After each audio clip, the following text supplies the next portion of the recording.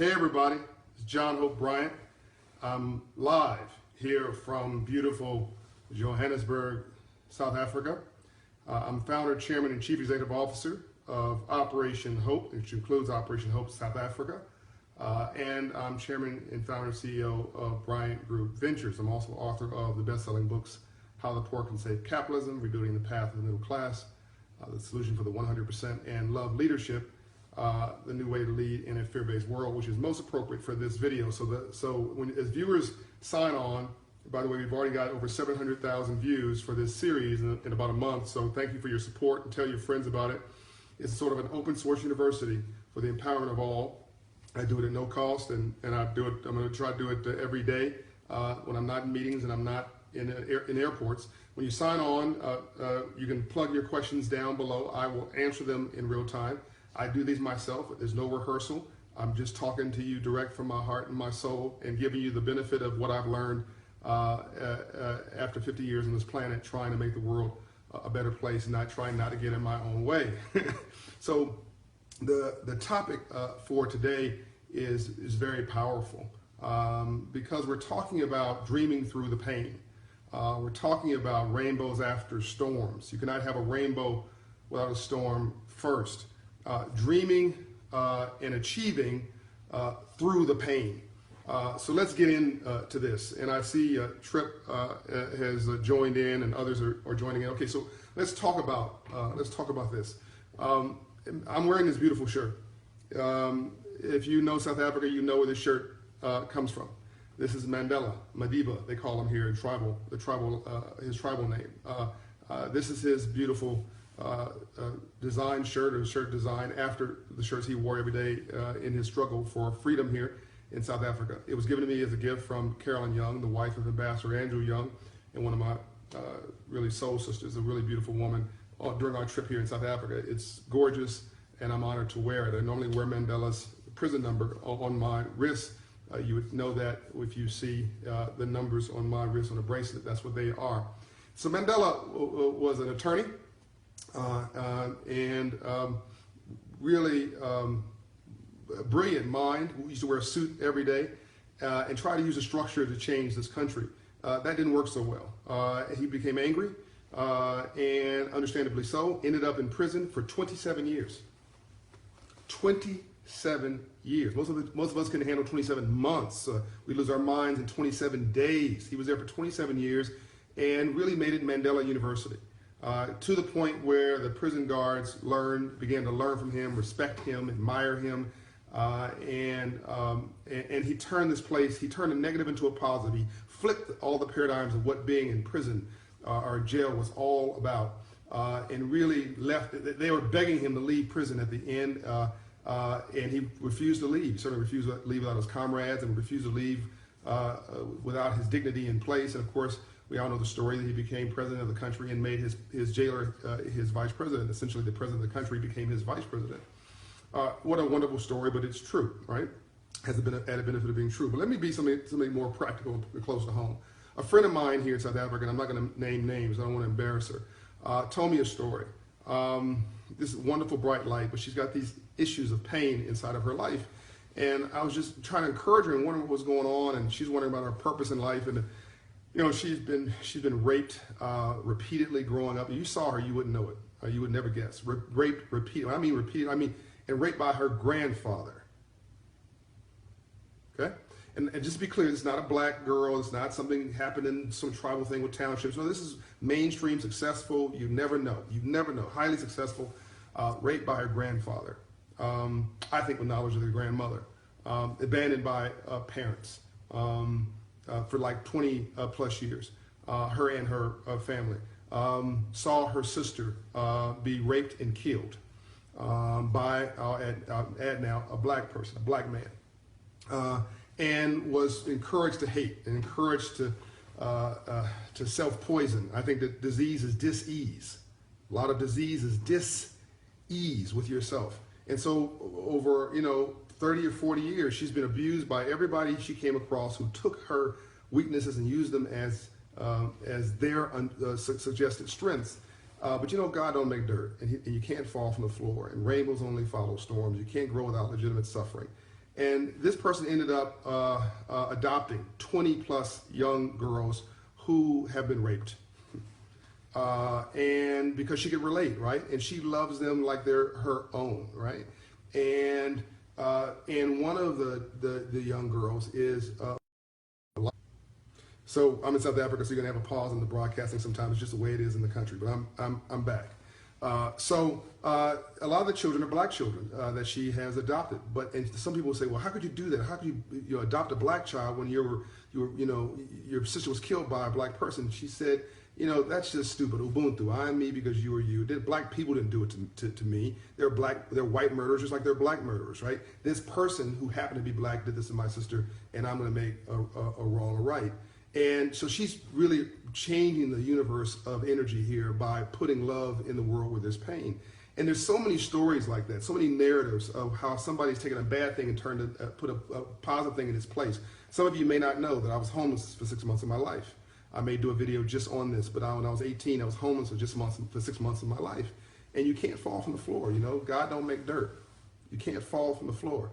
I lost everything. Why? Not because of the white man or racism or whatever. I lost everything because I was believing too much in my own press. Because I was becoming impressed with myself, which is really insecurity. And, God don't make dirt. But he also, whatever goes around, comes around. And karma's real. And so I lost everything, and I should have. But I battled back. I battled my way back and lived in my Jeep for 6 months at La Tierra Airport. Anybody knows Los Angeles? La Tierra Airport. There's an old Italian restaurant. That parking lot was my home. People laughed at me, and they should have, because I was not a very nice person back then. But I decided I was going to come back, and it changed me, right? And that's why I'm an authenticity freak today. So you can not just get through your pain, you can make your pain your purpose. In fact, I don't think you can grow without legitimate suffering. Let me give you a definition of success and definition of failure. We're at 7 minutes, so I'll begin to wrap this up, and I'm going to add some questions here. Tony, my pleasure. Irish, my pleasure. Mark, thanks for joining. Shimsisa, I think I got that right. That sounds South African. Thanks for joining, so on and so forth. Thanks for being with us. If you have any questions, I will answer them here. Definition of success. Success is going from failure to failure without loss of enthusiasm. Success is going from failure to failure without loss of enthusiasm. Never, ever, ever, ever, ever, ever, ever give up. President Lincoln, was a failure for most of his unsuccessful career. Lost his sweetheart, she died on him, and he lost basically a dog catcher. He lost everything. And people laughed at him. Became president of the United States, and arguably the best president we've ever had. Here's the definition of courage. You ready? Courage is nothing more than your faith reaching through your fear, displaying itself as action in your life. Courage is nothing more than your faith reaching through your fear, displaying itself as action in your life. We just had Easter, and we celebrated, the resurrection of Christ, without understanding really what that really meant. So what did Jesus Christ say, all right? Jesus Christ was being crucified, right? And yeah, he's the Son of God, all that kind of stuff for those who believe, Christians. By the way, he's mentioned in all religions, just to be clear. He's not a figment of anybody's imagination. He's mentioned in all religions, just people see him differently. But even though he's the Son of God, he was made in the image of man, had all our insecurities and our drama. So what did he say? He's being crucified. It's hurtful. It's really painful to him. He said, Lord, why have you, or I think it's Father, why have you forsaken me? He might have said, Lord, why have you forsaken me? So even he was calling out his dad in the midst of all this purpose-built struggle, saying, man, this is too much for me. At the moment, I can't handle it. Why have you left me with these barbarians to be crucified? I'm being humiliated here. And in the middle of all this pain, in the crux of it, he said, not my will, but thine will be done. Translation, if you're asking me, I don't want to go, right? I don't want to be crucified on some cross between two criminals and de-dignified and take, everything I've got human stripped of me. But if you're not asking me, what do I sign? Perfect suffering. What do I sign? What did Dr. King say? If you don't know what you're willing to die for, you aren't fit to live. If you don't know what you're willing to die for, you aren't fit to live. Or as I would say, you don't know you don't know how long you're going to live, but you dang well know you're going to die. So you might as well get comfortable with the thought and the idea, right? And decide it's not about how long you live, but how well you live, how much substance you live. What is your legacy? What are you leaving here? So back to Jesus. So Jesus gets to, you know, the long arc of this crucifixion, and he says this: "Forgive them, Lord. They know not what they do." Oh my God. His last breath, his last thought was, "Forgive them, Lord. They know not what they do." He forgave them. He basically saying, you can't kill me, but I can freely offer my life. So my friend who went through that stuff, those little girls would not be who they are without her going through that, because now she's become their protector. Somebody who's hurt people who can't hurt people, or you can turn that pain into promise. So when you're going through pain in your life, when you're going through trials and tribulations, you've got a choice to make. Life is 10% what life does to you and 90% how you choose to respond to it. What's your response going to be? And make sure you respond and not react. Make sure you respond and not react. Okay, I've been lucky. In South Africa, we had a great connection, only one pause. I hope you guys got all this, and I hope this has been helpful to you. It looks like there's a lot of comments here. Mark Click says, amen. I think he saw my Lincoln failed 13 times running for president. Well, I don't think he failed 13 times running for president, but he did fail at least 13 times. He failed at least twice running for president. Operation Hope is the program expanding into Ohio. Lloyd is asking that. Yes, we are expanding into Ohio. We are actually in Cleveland, Ohio with PNC Bank right now. A Hope Inside location in PNC Bank is operating right now. We're going to be operating in Columbus, in other parts of Ohio, and hopefully partnering with a big bank there. I can't name the name at the moment. In Ohio to expand soon. Hopefully, Lloyd, that answers your question. I think Dahlia joins and Claudia joins. Claudia says, I can relate to the woman, but I claimed love over hatred, which allowed me to positively move on. Perfect. Tony says, thank you for always sharing your wisdom. I appreciate that. Hopefully you're seeing there's not much I'm afraid to talk about. Is there a biography on me that we can read? Well, you can go to read my bio at johnhopebryant.com. Sign up to the website. By the way, subscribe to this series. Go to Volunteer at Operation Hope. Subscribe to get the free newsletters from Operation Hope and Brian, John Hope Bryant. You go to Brian Group Ventures to get my website. And Love Leadership is basically my biography at the moment. It's the formula for living if you're interested in that. Anithia Jasper says, thank you for inspiring words. Jonathan Hill, awesome message. Thank you.